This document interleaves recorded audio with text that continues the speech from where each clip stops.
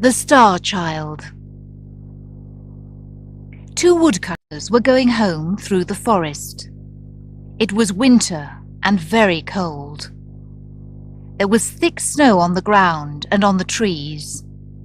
The river was frozen.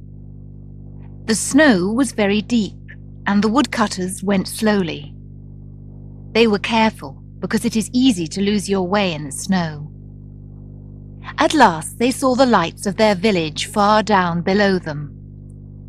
They laughed because they were glad, but then they were sad. Why do we want to live?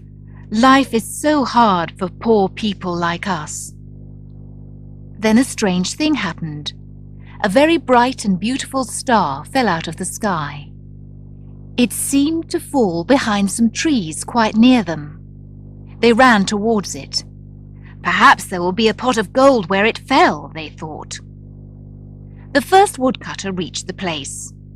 He saw a coat of gold lying on the white snow. It had silver stars on it. The woodcutters opened the coat to take the pieces of gold from it. But there was no gold. There was only a little child. One of the men said, "This is a sad ending to our hopes. We do not need a child. We are poor men, and we already have children. We cannot give their food to another child. Let's leave it here." The other man said, "We cannot leave the child here. It will die in the cold. I am as poor as you are. I have many mouths to feed and not much food for them. But I will take the child home with me. My wife will look after it." So he picked up the child. He put the coat round it to keep out the cold. Then he went down the hill to his village. When they came to the village, his friend said, "You have the child. Give me the coat." But the other man answered, "That coat isn't ours. It belongs to the child." Then he went to his house. His wife opened the door and kissed him. He said, "I have found something in the forest, and I have brought it to you. I know that you will look after it."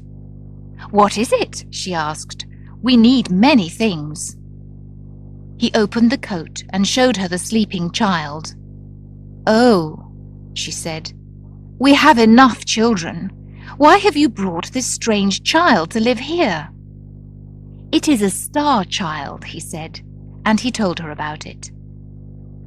"Our children haven't enough bread. Must we feed another person's child?" A cold wind from the forest came through the open door. "Shut the door," she said. "The wind is cold." He said, "A cold wind always comes into a house where the heart is cold." She did not answer, but went nearer to the fire. Soon she turned round and looked at him, and her eyes were full of tears. He put the child in her arms. She kissed it and put it in a little bed with her youngest child. The next day the woodcutter took the golden coat and put it away in a big box. The star child grew up with the woodcutter's children.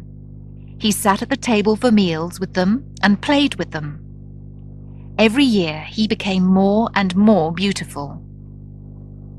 But the star child was only beautiful on the outside.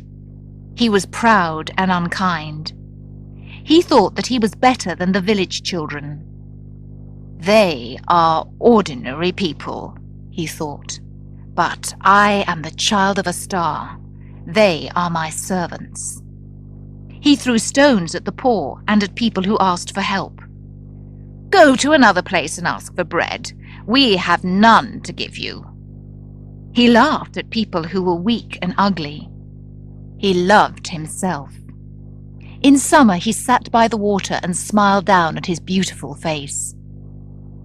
The woodcutter and his wife often spoke to him angrily. "We looked after you when you needed our help. Why are you so unkind to people who need your help?" The star child did not listen to them. He went back to the other children. He could run fast and dance and make music. The other children followed the star child. When he pushed a stick into the eyes of a little rabbit, they laughed.